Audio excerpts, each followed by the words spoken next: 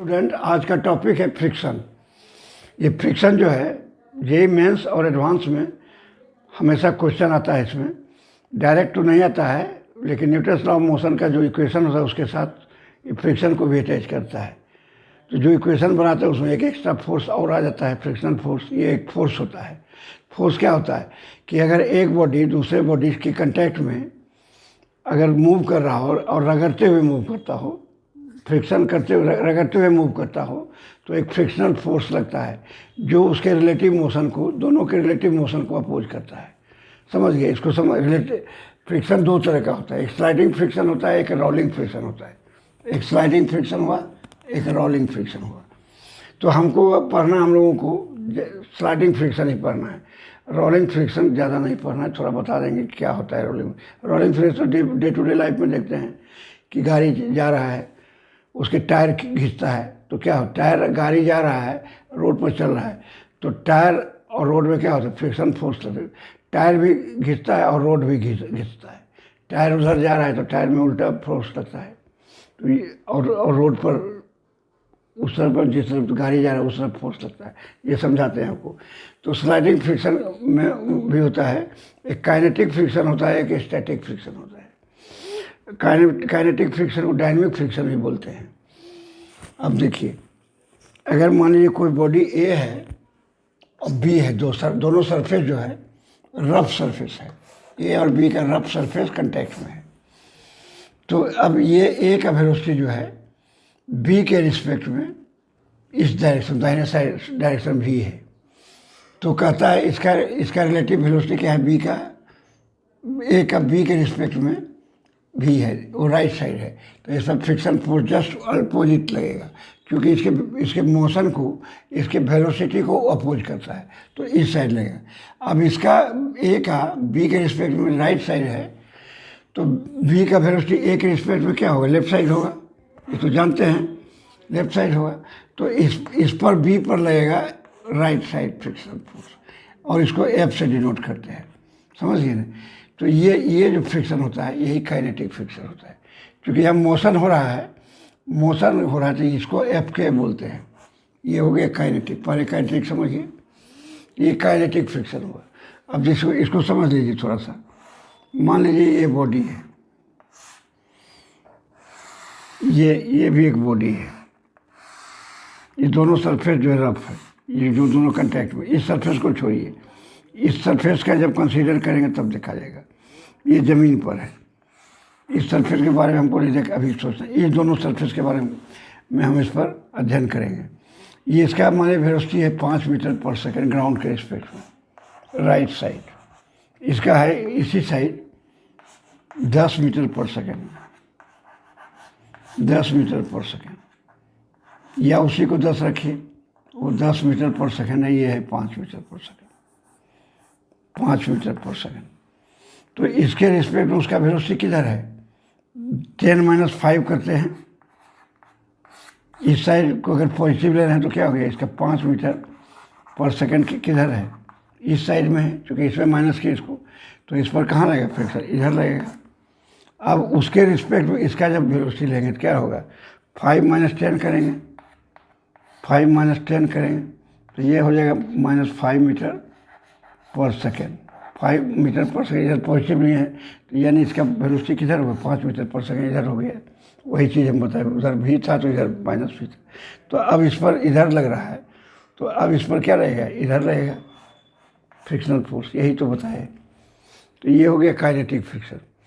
तो kinetic friction का जो है लॉ है कि इसका कैसे निकालिएगा, काइनेटिक फ्रिक्शन जो किसी बॉडी पर लग रहा है, तो काइनेटिक फ्रिक्शन कैसे निकालेंगे कि क्या लग रहा है, उसका अमाउंट क्या है, उसका मैग्नीट्यूड फ्रिक्शन का क्या है।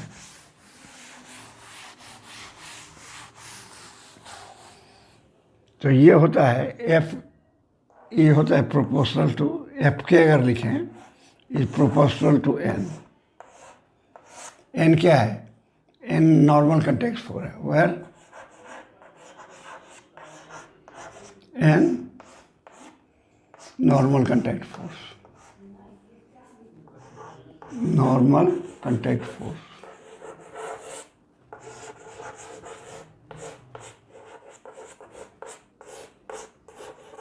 समझ गए ना। तो ये प्रोपोर्शनल है, तो इसको क्या लिखिएगा, प्रोपोर्शनलिटी कांस्टेंट आएगा एफ के बराबर म्यू, इसको म्यू के लिखेंगे। काइनेटिक का नोटेशन हो गया, काइनेटिक के लिए इंटू एन, यही होता है। समझ गए ना, नॉर्मल कंटैक्ट फोर्स है, यही होता है। समझ गए। तो ये इसका यूनिट क्या होता है, डायमेंशन कुछ नहीं होता। जैसे ये 0.2, ये क्योंकि ये भी न्यूटन में रहेगा और ये भी न्यूटन में रहेगा नॉर्मल, तो ये कटेगा तो क्या होगा, ये एक नंबर्स आएगा, एक नंबर आएगा, तो इसी तरह नंबर आएगा। समझ गए ना, पॉइंट में आएगा। तो ये जान लीजिए। अब लीजिए एक तो प्रॉब्लम हम लोग करते हैं और समझते हैं कि क्या होता है, उसी से आपको पता चलेगा कुछ। जैसे मान लीजिए हम कहें एक बॉडी है, ये सरफेस है, इस पर ये जा रहा है इधर, इस पर लगा रहे हैं 20 न्यूटन का फोर्स लगा रहे हैं। इसका वेट है, मास है 2 kg। इसका फ्री बॉडी बनाएंगे तो क्या होगा, एन लगे mg लगेगा इधर, यानी 20 न्यूटन ऐसे लगेगा, ऊपर क्या लगेगा, एन लगेगा। तो एन बराबर हो जाएगा, कोई उस डायरेक्शन में कोई मोशन नहीं है तो 20 न्यूटन हो जाएगा। माने इस डायरेक्शन में रेस्ट में है, केवल इस डायरेक्शन में फोर्स लग रहा है। अब देखते हैं फोर्स लगता है, मोशन होता है कि नहीं। तो इधर 20 न्यूटन लग रहा है, ठीक है। तो इधर एफ किधर लगेगा, ये रफ सरफेस है, ये क्या है, सरफेस रफ है, ये दोनों सरफेस रफ है, तब ना फ्रिक्शन लगेगा। अगर रफ नहीं होगा तो फ्रिक्शन लगेगा ही नहीं। तो इसे रफ सरफेस होता है, इसलिए फ्रिक्शन लगेगा। तो इसका एफ इधर रहेगा, तो एफ का क्या निकालेंगे, इसका मान लीजिए म्यू इक्वल टू 0.2 दिया हुआ है, म्यू इक्वल टू 0.2, समझे। तो एफ क्या हो जाएगा, 0.2 इंटू 20 न्यूटन, यानी कितना, 4 न्यूटन हो गया। 4 न्यूटन का फोर्स इधर लग रहा है और 20 न्यूटन का उधर लग रहा है। तो इसका तो मोशन होगा ही, कितना मोशन होगा, एक्सप्रेशन क्या होगा इसका, अगर ये निकालिएगा तो ये क्या हो गया, 20 - 4 डिवाइडेड बाई 2, ये हो गया 16 डिवाइडेड बाई 2 मीटर पर सेकेंड हो जाएगा न्यूटन लॉ से। ये हो गया 8 मीटर पर सेकेंड, ठीक है। सेम चीज़ है, मान लीजिए ये कंक्रीट फ्लोर है और ये स्टील है, स्टील का कोई ब्लॉक है। इसी चीज़ को हम ये दिखाना चाहते हैं कुछ। इसको हम अगर मान लीजिए 2 kg ये हुआ, इसको इस तरह से खींचे, पुल करें, इसको पुल करें, ये 20 न्यूटन, ये कितना एंगल बनाएगा, इससे 30 डिग्री माने बना है। तो इधर क्या फोर्स लगेगा, 20 cos 30, 20 cos 30 कितना होगा, 10√3 हो जाएगा, होगा ना इसका कंपोनेंट। और इधर इसका कंपोनेंट क्या हो जाएगा, 20 sin 30, तो ये हो जाएगा 10 न्यूटन, ये 10 न्यूटन हो गया। अब इसका फ्री बॉडी बनाते हैं, तो इसका एन लगेगा ऊपर, एक ये फोर्स भी ऊपर लगेगा, जो फोर्स लगा रहा है कंपोनेंट, ये एन हो गया एक इधर, और एक ये लगा 10 न्यूटन, और एक लगेगा mg इधर, ये हो गया 20 न्यूटन। 2 kg सेम चीज़ लिए का, ये 20 का इधर कितना लगेगा, 10 अब हो गया, अब इसका हो गया 10√3, ये फ्री बॉडी ये पॉइंट पर ले रहे हैं, तो ये हो गया 10√3। तो अब इसका देखिए एफ निकालते हैं फिर। तो एफ का, इसका एन क्या हो जाएगा, 10 + n इक्वल टू हो जाएगा 20, तो एन इक्वल टू कितना होगा, 10 न्यूटन हो जाएगा, 10 न्यूटन। तो एफ क्या हो जाएगा, 0.2 इंटू 10, यानी क्या हो गया, 2 न्यूटन लगेगा, ठीक है, 2 न्यूटन का फ्रिक्शनल फोर्स है, इधर कितना लग रहा है, 10 न्यूटन का लग रहा है। तो मोशन हो रहा है, इसका मतलब 2 न्यूटन से अपोज हो रहा है, 10 न्यूटन से जाता है। एक्सप्रेशन इसका कुछ ये होगा, एक्सप्रेशन क्या होगा, 10√3 - 2 डिवाइडेड बाई 2, यानी क्या हो जाएगा, 5√3 - 1 मीटर पर सेकेंड। तो काइनेटिक है, मोशन हो रहा है, ये एक चीज़ देख लीजिए। अब इसी को मान लीजिए पुल लेकर के पुश करें, सेम से पुश करें जैसे यहाँ पर बनाते हैं,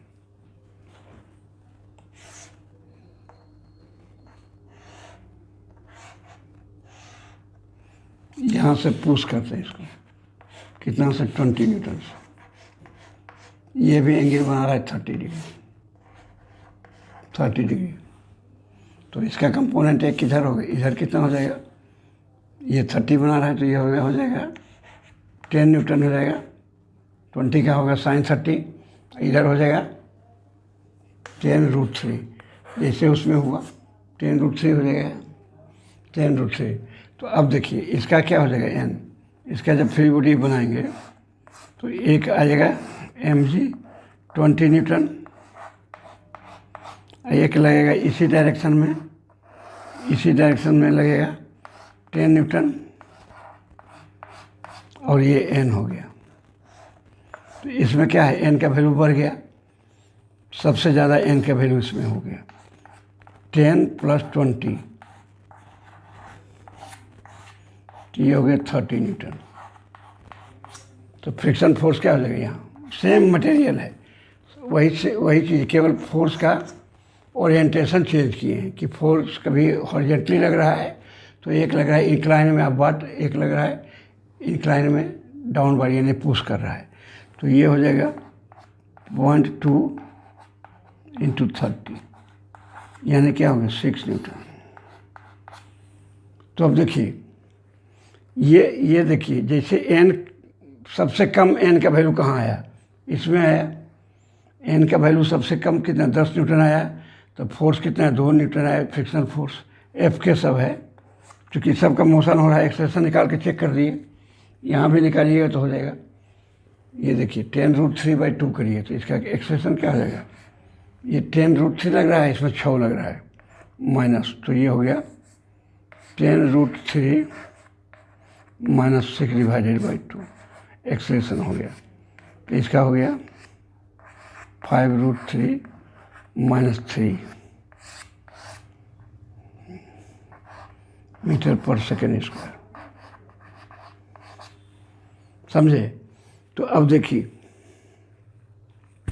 जिसमें n कम सबसे कम है उसमें सबसे कम आया फ्रिक्शनल फोर्स, जिसमें सबसे ज़्यादा है n, जैसे इसमें सबसे ज़्यादा है 30 न्यूटन, तो इसमें सबसे ज़्यादा आया फ्रिक्शनल फोर्स 6 न्यूटन आया, उसमें उससे कम है और इससे ज़्यादा है, इससे ज़्यादा है, इसके बीच में 10 न्यूटन वहाँ वो आ रहा है, यहाँ आ रहा है 30 न्यूटन।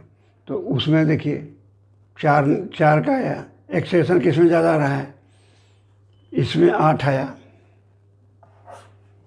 उसमें ज़्यादा होगा, चलिए जो भी हो। तो अब क्या देखें, इसमें n जैसे जैसे बदलता है फ्रिक्शन फोर्स बदलता है, यानी फ्रिक्शन फोर्स डिपेंड करता है n के वैल्यू पर, ना कि सरफेस एरिया पर। तो फ्रिक्शन कैरेक्टर क्या हुआ इसका, friction depend on only value for n, और मटेरियल जिस मटेरियल का है दोनों कम्बिनेशन जोड़ी उस पर। इसी को अगर बदल देंगे, मान लीजिए ये स्टील है और ये कंक्रीट है, इसको कर दें तांबा और कंक्रीट, तो हो सकता है म्यू इसका कुछ और होता होगा, म्यू माने 0.3 होता है, तो सबका फ्रिक्शन चेंज हो जाएगा। तो n पर डिपेंड करता है और सरफेस एरिया पर नहीं डिपेंड करता है। सरफेस एरिया पर नहीं डिपेंड, इसका प्रमाण है, मान लीजिए 10 सेंटीमीटर, इसको मिटा देते हैं, यानी n पर डिपेंड करता है फ्रिक्शन पर, ना कि सरफेस एरिया पर।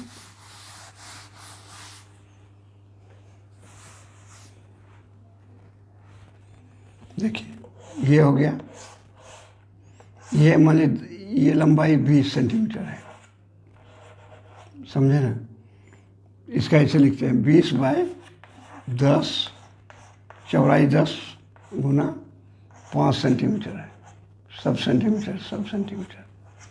तब अगर हम अलोंग द लेंथ लगाते हैं, लेंथ के पैरेलल फोर्स लगाते हैं, तो क्या होगा? एन का वैल्यू कुछ चेंज होगा? नहीं होगा। इसका मास तो वही रहेगा ना। मास इसका 20 न्यूटन, अगर 2 kg है तो इसका मास क्या रहेगा?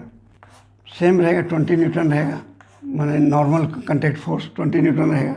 2 kg है, किसी के समय अगर इसको इसी को हम, तो इसका एफ भी वही हमेशा आएगा, 0.2 इंटू 20 यानी 4 ही आएगा, 4 न्यूटन ही आएगा। ऐसे लें, मान लीजिए सेम डायरेक्शन में फोर्स ले रहे हैं तब, सेम डायरेक्शन में फोर्स ले रहे हैं तब। फिर इसी को अगर हम अलोंग द विड्थ हम करें, ये विड्थ है, ये 10 सेंटीमीटर है, फोर्स लगा रहे हैं इसका पैरेलल 20 न्यूटन का, समझे? तो इसका भी एन क्या वही रहेगा, 0.2 इंटू 20 ही रहेगा, तो 4 न्यूटन का ही रहेगा फ्रिक्शन फोर्स। फिर इसको खड़ा कर दे, ऐसे करें तो इसका एन मास तो वही रह जाएगा, तो एफ क्या हो गया? 0.2 इंटू 20, 4 न्यूटन। यानी फ्रिक्शनल फोर्स डिपेंड करता है सरफेस एरिया पर, कोई मतलब नहीं है, केवल नॉर्मल कॉन्टैक्ट फोर्स पर डिपेंड करता है। और दूसरा है कि इसका वेलोसिटी का इक्वेशन में है एफ इक्वल टू क्या है? Mu into N.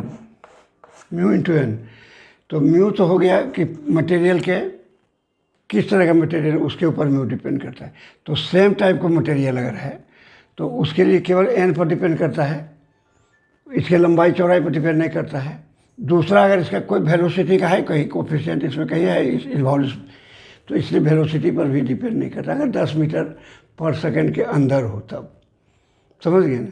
तो ये वेलोसिटी पर भी नहीं डिपेंड करता है, केवल एन पर डिपेंड करता है। एन पर डिपेंड करता है, साइज पर नहीं डिपेंड करता है। देखिए स्टैटिक फ्रिक्शन,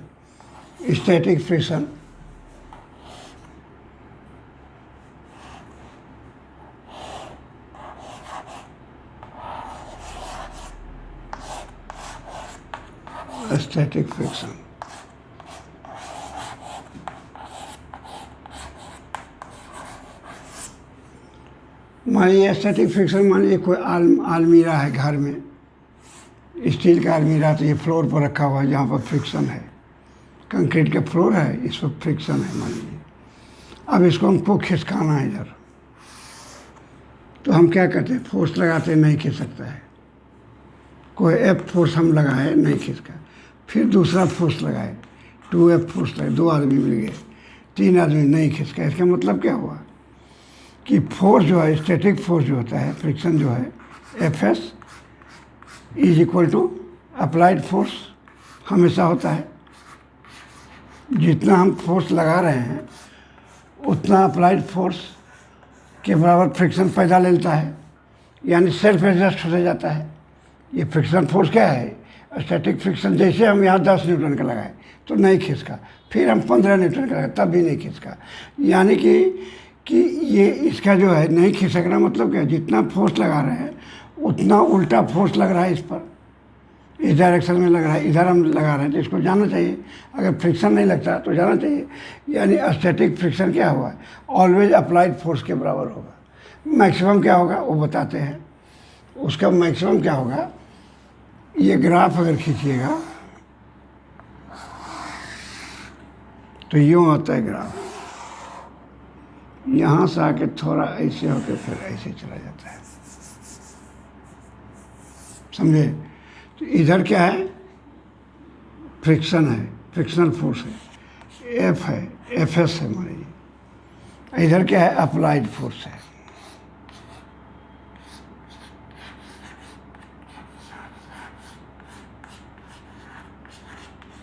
यानी अप्लाइड फोर्स जैसे कि यहाँ बढ़ रहा है, यहाँ बढ़ाते गए तो ये फ्रिक्शन भी बढ़ गया, फिर बढ़ाए तो ये फिर बढ़ गया, फिर बढ़ाए फिर बढ़ गया, फिर बढ़ाए फिर बढ़ गया। यानी अंत में क्या हो? यहाँ पर आता है लिमिटिंग फ्रिक्शन, यहाँ पर, यहाँ मैक्सिमम होता है, समझ गए ना? तो यहाँ मैक्सिमम होने के बाद क्या होता है? इसके बाद वो मोशन में चलने लगता है, मोशन आ जाता है। जैसे ज़रा सा हल्का इससे हल्का सा पुश करेंगे तो अपना चलने लगता है। उसके बाद कितना अप्लाइड फोर्स बढ़ाइए, अप्लाइड फोर्स को बढ़ाते जाएंगे तो ये क्या हो गया, हमेशा कांस्टेंट रहेगा। इधर क्या अप्लाइड फोर्स बढ़ते जाएगा, इधर इसको कितना भी बढ़ाएंगे तो ये क्या होगा, फ्रिक्शनल फोर्स कांस्टेंट रहेगा। यही इसका कारण। तो इसको बोलते हैं लिमिटिंग फ्रिक्शन, इसी को बोलते हैं लिमिटिंग फ्रिक्शन।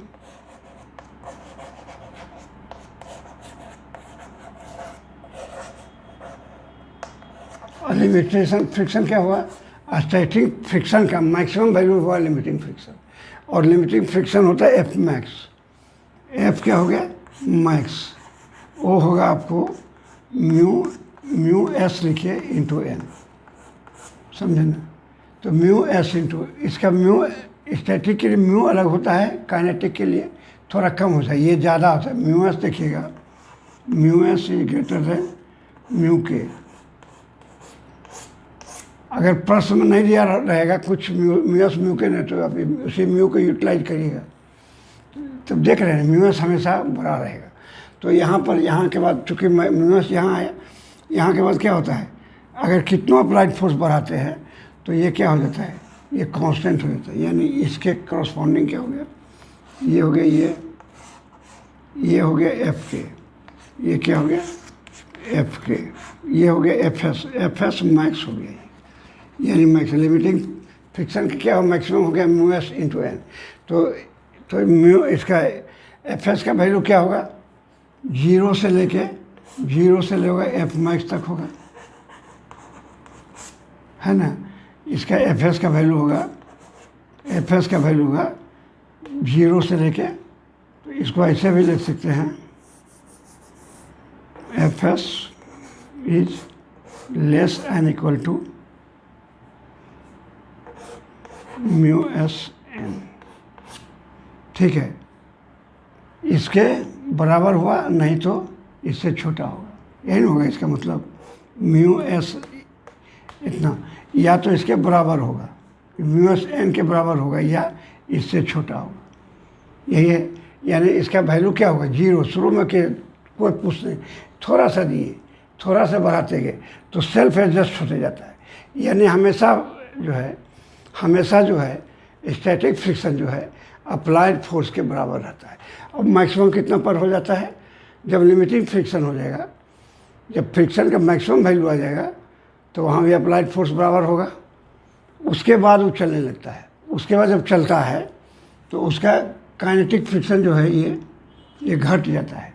उसके बाद इससे इतने के बराबर लगता है, काइनेटिक फ्रिक्शन इतना आता है, इसी के बराबर, ये घट जाता है। उसके बाद ये लाइन स्ट्रेट लाइन हो जाता है। यानी इसके बाद कितना फोर्स लगाते जाएंगे, इसका वैल्यू नहीं बढ़ेगा ना घटेगा, समझ। इसका वैल्यू अप्लाइड फोर्स बढ़ाते जाएंगे, वो फ्रिक्शनल फोर्स अप्लाइड फोर्स बढ़ाएंगे, इसका मतलब एक्सेलरेशन उसका बढ़ता जाएगा, लेकिन ये हो जाएगा कांस्टेंट।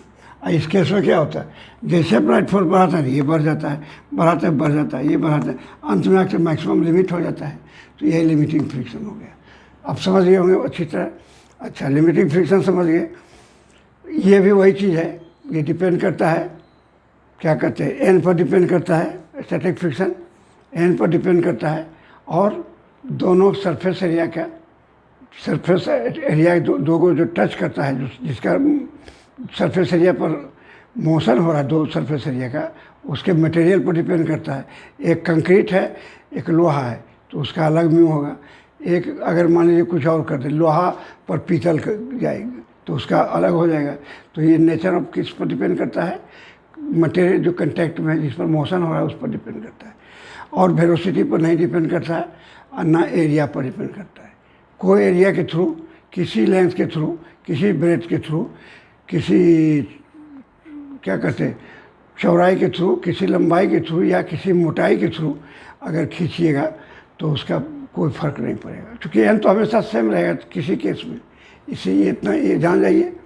उसके बाद अब बताते हैं आपको कि कंटैक्ट फोर्स क्या होता है।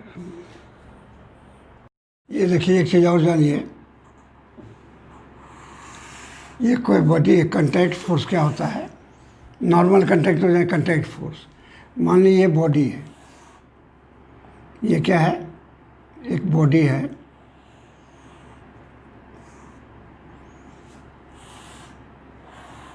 समझ है ना। इसका क्या होगा, नॉर्मल कांटेक्ट ये होगा, एन ये हो गया,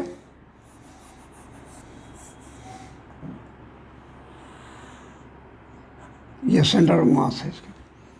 तो ये फ्रिक्शन जो लगेगा कहाँ लगेगा, इधर लगेगा। अगर इधर जा रहा है तो इधर जा रहा है, मान लीजिए इधर जा रहा है, तो ये जो लगेगा, या नहीं इधर जाने का टेंडेंसी रखता हो, इधर जाने का टेंडेंसी रखता हो, तो इधर एफ लगेगा।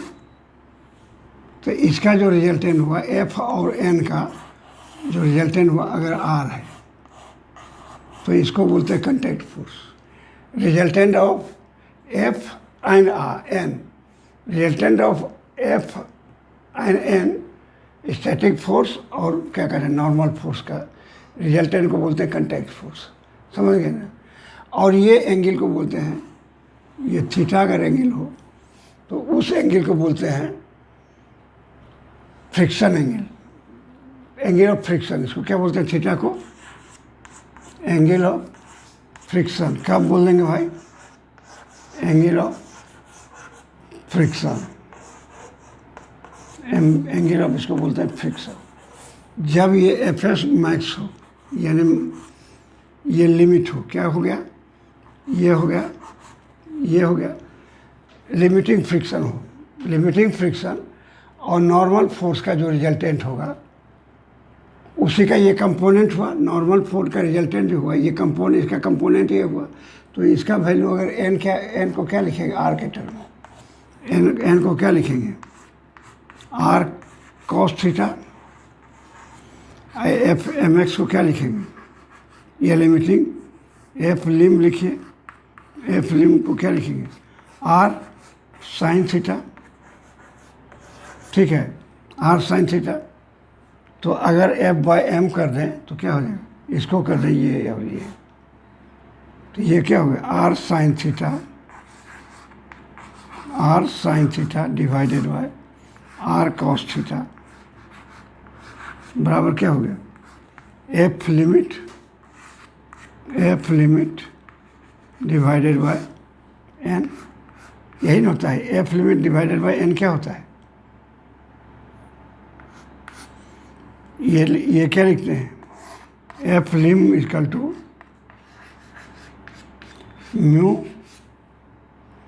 म्यू लिखते हैं ना, mu into N, mu into N होता है ना। तो एफ लिम क्या हो गया, एफ लिम बटे एन बराबर क्या हो गया, म्यू हो गया। तो इसको लिख सकते हैं म्यू। तो म्यू बराबर क्या हो गया, टेन थीटा, म्यू बराबर टेन थीटा, ये याद रखिएगा। Where theta is, where theta is angle of friction, तो theta is angle of friction, mu is the coefficient of friction.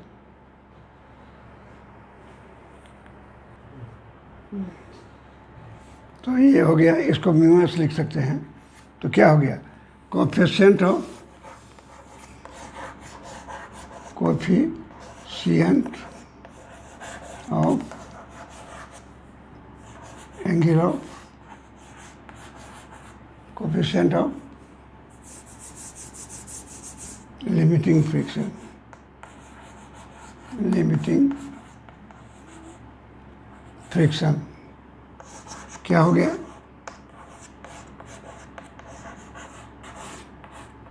म्यूस बराबर हो गया tan theta, tan theta where theta क्या हो गया,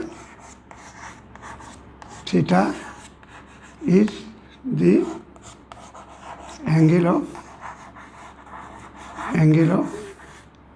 friction, angle of friction, angle of friction क्या हुआ, resultant जो हुआ, रिजल्टेंट जो हुआ लिमिटिंग फ्रिक्शन और नॉर्मल का जो रिजल्टेंट हुआ वो नॉर्मल के साथ जो एंगल बनाया थीटा एंगल, वही हो गया एंगल ऑफ फ्रिक्शन। समझ गए ना।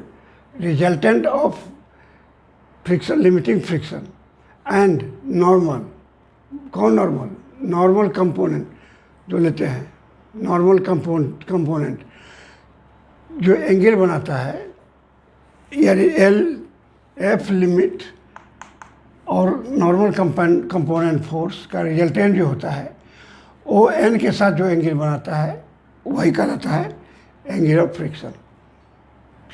चलिए अब कुछ प्रॉब्लम बनाते हैं हम लोग। बनाते हैं एक ब्लॉक है 10 kg का, जिस पर एक 50 न्यूटन का हॉरिजॉन्टल से 53 डिग्री एंगल बना के लग रहा है, दूसरा 100 न्यूटन का हॉरिजॉन्टल से 37 डिग्री बनाते हुए लग रहा है, और ये रफ सरफेस है। दोनों रफ सरफेसेस पूछ रहा है कि find the horizontal force acting on the find the frictional force पूछ रहा है। एक ब्लॉक है 10 kg का, एक 50 न्यूटन का लग रहा है फोर्स 53 डिग्री हॉरिजॉन्टल से बनाते हुए, दूसरा फोर्स लग रहा है 100 न्यूटन का 37 डिग्री एंगल बनाते हुए हॉरिजॉन्टल से। तो इस पर कितना लग रहा है फ्रिक्शनल फोर्स? तो हम पहले निकालते हैं कि फ्री बॉडी बनाते हैं।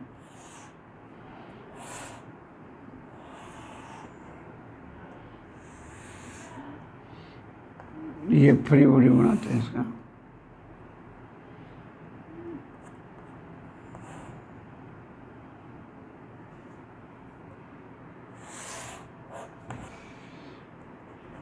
ये पॉइंट ले लिए, ये हो गया 37 डिग्री। इधर लग रहा है, एक इधर फोर्स लग रहा है, ये लग रहा है 100 न्यूटन का, ये 50 न्यूटन लग रहा है, ये लग रहा है 100 न्यूटन, 100 न्यूटन। तो इसका कंपोनेंट लेंगे, इस डायरेक्शन में कितना लग जाएगा? ये एंगल होगा, ये 53 बना रहा है, ये 53 है, ये है 37, तो ये हो जाएगा 53। तो इस तरफ कंपोनेंट हो गया 50 sin 53 इक्वल्स हो गया 50 इंटू sin 53 हो गया 4/5 इक्वल टू 40 न्यूटन। साइन हो गया 40 न्यूटन। ये देखिए, ये हो गया, इसका एक कंपोनेंट हो गया यूँ, एक कंपोनेंट हो गया इस डायरेक्शन, एक कंपोनेंट इधर हुआ, तो इसका हो गया इधर 100 sin 37 डिग्री। ये एंगल 37 हो जाएगा, तो ये हो गया sin 37, ये हो गया 100 इंटू 3/5, ये 60 न्यूटन हो गया।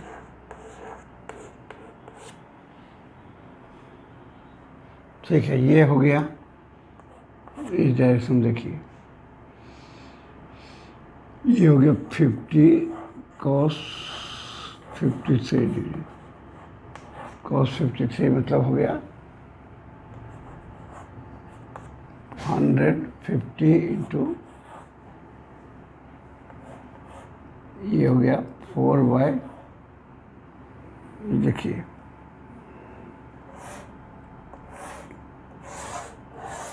ये 37 हुआ, ये 53 हुआ, ये 5 हुआ, ये 4 हुआ, ये 3 हुआ। तो हमारा लेना है cos 53, तो cos 53 हो गया 3/5,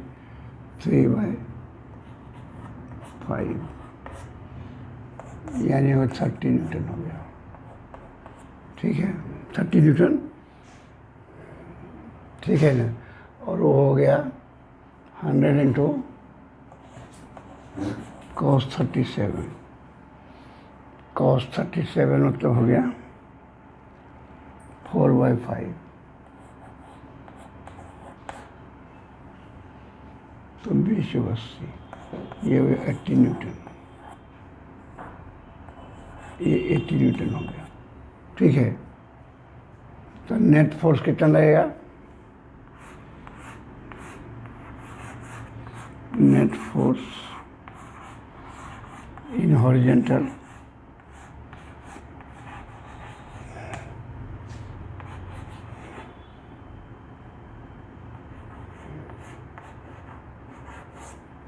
हॉरिजॉन्टल नेट फोर्स हो गया जाके 80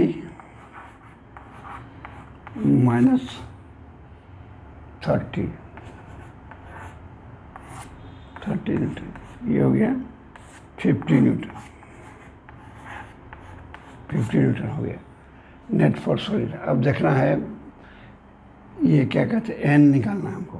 तो एन क्या हो जाएगा, नेट हो जाएगा एन कितना हो जाएगा, इसका फ्री बॉडी बनाएंगे तो ये 10 kg का है तो ये भी लगेगा यहाँ, ये हो गया 100 न्यूटन, 10 kg का है तो ये हो गया 100 न्यूटन। तो ये दोनों कंपोनेंट इसमें जुड़ जाएगा और ये एन जो है ऊपर लग जाएगा, ये एन दोनों का कंपोनेंट। तो ये हो गया एन बराबर हो जाएगा 100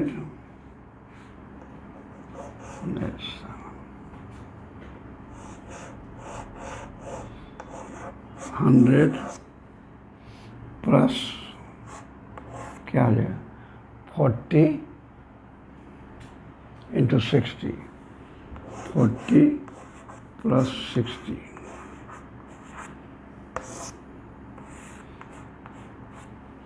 $200 न्यूटन हो गया। कितना हो गया, 200 न्यूटन। तो लिमिटिंग फ्रिक्शन क्या हो गया, इसका दिया हुआ है पॉइंट, बंद करो, कोफिशिएंट ऑफ फ्रिक्शन उसका 0.4 दिया हुआ है, समझ गया ना। तो कोफिशिएंट ऑफ फ्रिक्शन से गुणा कर दिए इसको, 0.4 हो गया तो ये हो गया 80 न्यूटन। 80 न्यूटन मैक्सिमम हो गया, 80 न्यूटन हो गया, सॉरी ये 200 हुआ, ये हो गया एफ लिमिट या एफ मैक्स की, एफ लिमिट लिखते हैं।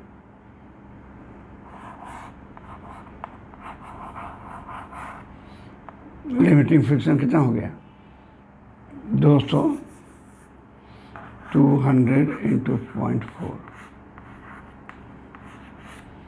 इक्वल टू हो गया 80 न्यूटन। 80 तक मैक्सिमम है और नेट फोर्स हॉरिजॉन्टल लग रहा है कितना, जो एक्सेलेरेशन पैदा करेगा 50 न्यूटन का। तो फ्रिक्शनल फोर्स क्या होगा, यही होगा, क्योंकि ये मैक्सिमम जब होगा तब ना होगा, अभी तो इतना ही रिक्वायर है। तो एफ एस हो गया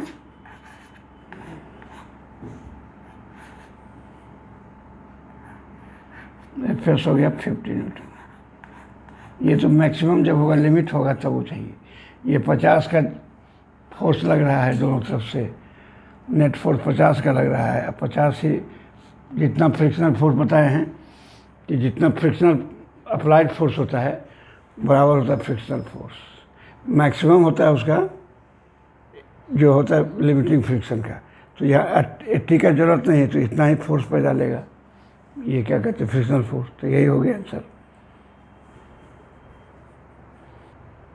देखिए इस क्वेश्चन में क्या है, एक वॉल है, यूँ एक वॉल है, वॉल से एक ब्लॉक इस तरह सटा हुआ है, ऐसे चाँप के सटाए हुए, इस तरह से इसको ठेले हुए, इस तरह से यहाँ से 37 डिग्री एंगल बनाते हुए हॉरिजॉन्टल से, 37 डिग्री हॉरिजॉन्टल से बनाते हुए इसको चाँपे हुए, ये वॉल है। वॉल तो हिले डुलेगा नहीं, इसको हॉरिजॉन्टल से 37 डिग्री बना के 100 न्यूटन का फोर्स लगा रहे हैं। तो 100 न्यूटन फोर्स लगा रहे हैं तो इसका फ्री बॉडी बनाते हैं। तो ये हो गया, ऐसे बनाते पॉइंट लेके, तो ये हो गया 37, ये हो गया, ये पॉइंट हुआ, इस पॉइंट पर नॉर्मल लगेगा, इसके द्वारा इस पर ब्लॉक पर ऐसे लगेगा एन, और क्या लगेगा एम जी लगेगा नीचे, ये लगा, ये 100 न्यूटन का ऐसे लगा, इस डायरेक्शन आगे भी दिखा सकते हैं 100 न्यूटन, ये लगा एन, ये वॉल के द्वारा इस पर दिया। तो वॉल का अगर फ्री बॉडी बनाएंगे तो हमको तो इसका बनाते हैं, वॉल का भी उल्टा हो जाएगा, तो वॉल से तो हमको लेना नहीं है। तो ये हो गया 37 डिग्री। तो ये एंगल कितना हो गया 37 हुआ, इस तरह ये 37 हुआ। तो अब देखिए इसका कंपोनेंट इधर कितना होगा, cos 37 इस डायरेक्शन में, नॉर्मल हमको निकालना है। तो cos 37 कितना हो गया, 100 इंटू cos 37 में 4/5 यानी 80 हो गया, 80 न्यूटन हो गया, समझे। अब देखिए ये सरफेस है, ये दो गो सरफेस है, तो इस सरफेस का नॉर्मल यही नहीं होगा। इस सरफेस का नॉर्मल हमको चाहिए, म्यू फ्रिक्शनल फोर्स क्या होगा, ये चाहेगा ब्लॉक कहाँ चाहेगा, नीचे गिरना चाहेगा इसे, तो इसका फ्रिक्शनल फोर्स किधर उल्टा लगेगा, और इसके जहाँ जो मोशन होगा उसके डायरेक्शन का परपेंडिकुलर होता है नॉर्मल, तो यही नॉर्मल हो गया 80 न्यूटन का। तो 80 न्यूटन का हो गया, तो एफ क्या हो गया, हमको निकालना है मैक्स लिमिटिंग फ्रिक्शन। इसके कारण क्या फ्रिक्शन लगेगा, ये लगेगा mu into N limiting friction. तो म्यू कितना हो गया 0.25 इंटू इधर आया 80 न्यूटन, तो ये हो गया 20 न्यूटन, ये हो गया 20 न्यूटन। 20 न्यूटन क्या लगेगा, फ्रिक्शनल फोर्स लगेगा किस डायरेक्शन में लगेगा, वो लगेगा इस डायरेक्शन में, इस डायरेक्शन में लगेगा, क्योंकि एम जी इधर लग रहा है, यानी 30 न्यूटन इधर लग रहा है, 30 न्यूटन नीचे डायरेक्शन लग रहा है, तो नीचे मोशन करना चाहे तो उसका उल्टा लगेगा, समझते। ये 20 न्यूटन हो गया, ठीक है। और वो कितना है, 30 है, 20 न्यूटन है, तो एक्सलेट क्या करेगा, एक्सलेशन क्या होगा इसका, नेट फोर्स क्या होगा,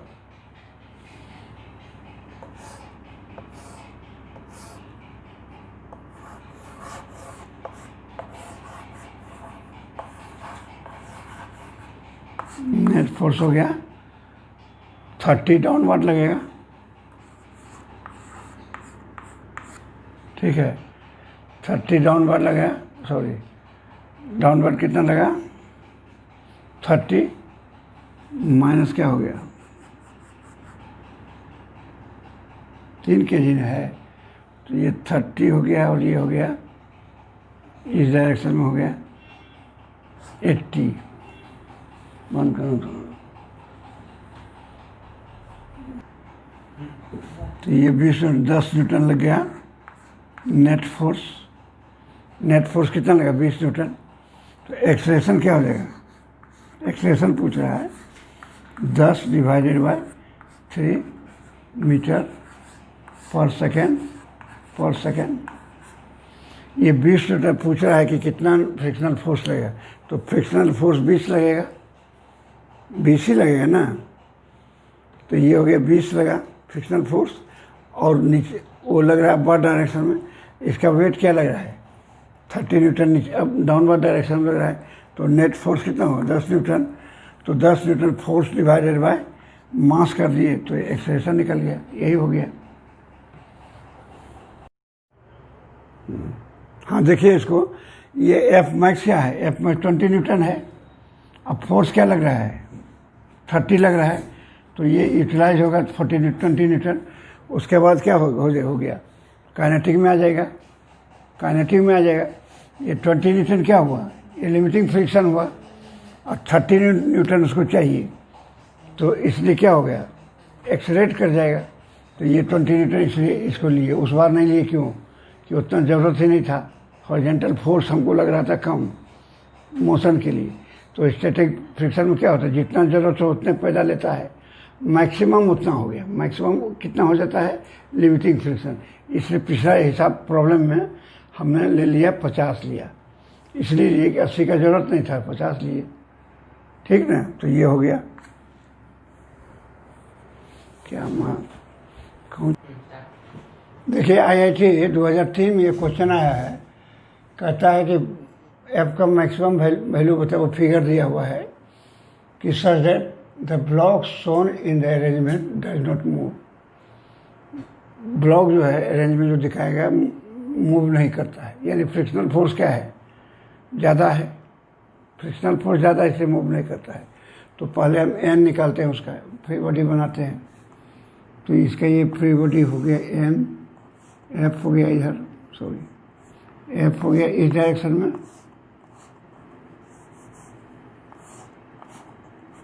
एफ हो गया, ये बना रहा है हॉरिजॉन्टल से कितना बना रहा है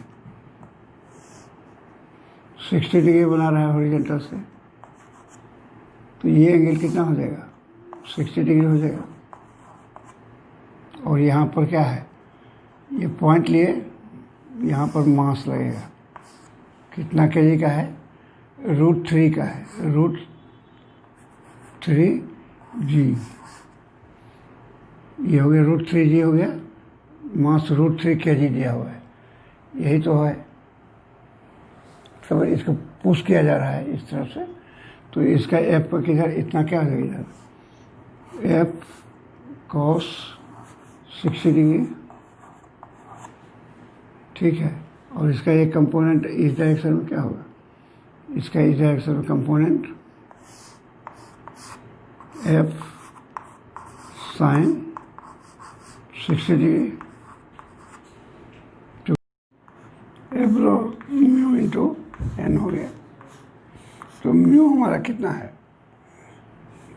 1/2 √3 इंटू √3g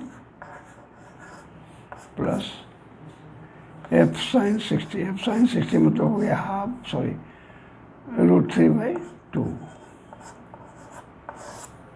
अब इसको गुना करेंगे तो ये हो जाएगा, ये कट जाएगा, ये हो जाएगा g/2 प्लस क्या हो जाएगा, ये यहाँ कटाएंगे तो प्लस क्या हो जाएगा f/4, ये √3 कर देगा, f/4 हो गया। तो f क्या है, फॉर नो मोशन कंडीशन क्या होगा, मोशन नहीं हो,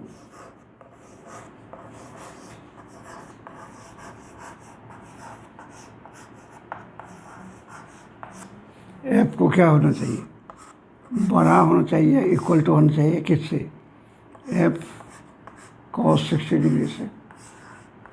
यही फोर्स ने इसको मूवमेंट कराएगा। तो अगर ये छोटा रहेगा, ये बड़ा रहेगा, या इक्वल टू रहेगा, मतलब क्या लिमिटिंग हो जाएगा। लिमिटिंग में क्या हो जाता है, इसके बराबर होता है, और नहीं तो फ्रिक्शन ये जो क्या होता है, ये छोटा रहता है, तो ये इसको ये बड़ा होगा या इसके बराबर होगा, तब कोई मोशन नहीं होगा। फ्रिक्शन फोर्स बड़ा है और ये छोटा है तो क्या होगा, मोशन नहीं होगा। तो अब उस केस के लिए हम निकाल देते हैं g/2 प्लस f/4, ठीक है, बराबर हो गया बड़ा या छोटा, ये हो गया f/2 हो गया।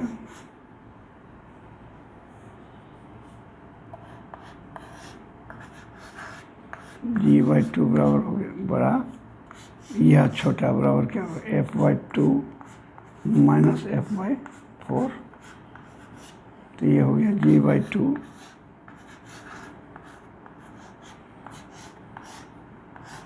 f/4, ठीक है, f/4। तो क्या हो गया, इसको इधर ले आएंगे तो ये हो गया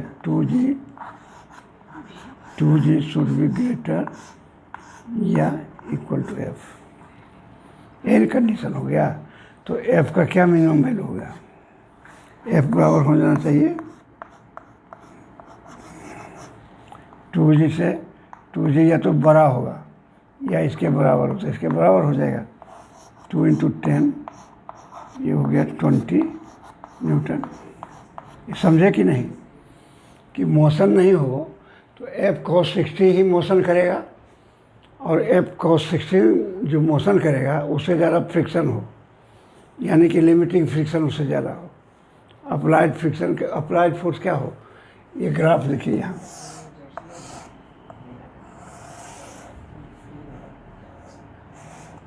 अप्लाइड फोर्स इधर लगता है, ये अप्लाइड फोर्स वही हो गया f cos 60। तो f cos 60 क्या होगा, हमेशा छोटा रहेगा, cos 60 छोटा होगा, फ्रिक्शन फोर्स बड़ा रहेगा। जब लिमिट होगा तो क्या हो जाएगा, ये दोनों बराबर हो जाएगा। तो नई मोशन होने के लिए क्या चाहिए, जो एफ जो है, एफ cos 60 जो है अप्लाइड फोर्स जो है, ये इधर अप्लाइड फोर्स है, ये क्या है अप्लाइड फोर्स, इधर है क्या फ्रिक्शन, ये फ्रिक्शन है। तो फ्रिक्शन जब बड़ा रहेगा और अप्लाइड फोर्स छोटा रहेगा तो कभी भी मोशन होगा, या उसके बराबर जब हो जाएगा तो यहाँ आके क्या होगा, अबाउट टू मूव रहेगा एकदम, इसके बाद अब मोशन हो जाएगा। तो इसीलिए लिखते हैं F should be greater and equal to F, मतलब क्या हो गया, ये एफ फ्रिक्शनल एफ, ये फ्रिक्शन एफ है, और ये क्या हो गया अप्लाइड है। तो अप्लाइड फोर्स क्या होना चाहिए, अप्लाइड फोर्स अगर छोटा है फ्रिक्शन से तो क्या होगा, कभी भी मोशन होगा, हमेशा अप्लाइड फोर्स बराबर होगा इसका, अप्लाइड फोर्स इसके बराबर होता है स्टैटिक फ्रिक्शन में। तो यहाँ आके क्या हो जाता है, दोनों इक्वल हो जाता है। तो अप्लाइड वही हम कर दिए कि जी जो एफ जो होगा अप्लाइड फोर्स जो होगा कम होगा फ्रिक्शनल फोर्स से। तो अप्लाइड फोर्स जो है हमारा क्या है, एफ cos 60 है, और ये फ्रिक्शन फोर्स क्या है, ये एफ है। तो ये हमें अगर बड़ा होगा तो क्या होगा, कोई मोशन नहीं होगा, जब बराबर होगा या उससे ज़्यादा होगा, अप्लाइड फोर्स फ्रिक्शनल फोर्स के बराबर होगा या उससे ज़्यादा होगा। अप्लाइड फोर्स क्या होगा, फ्रिक्शन फोर्स से ज़्यादा होगा या उसके बराबर होगा, तब मोशन होगा। अगर अप्लाइड फोर्स छोटा होगा फ्रिक्शन से तो मोशन होगा ही नहीं। तो वही कंडीशन से निकाल दिए। तो अप्लाइड फोर्स बराबर होगा तब तो वही हो गया मिनिमम 20 न्यूटन। चलिए, थैंक यू।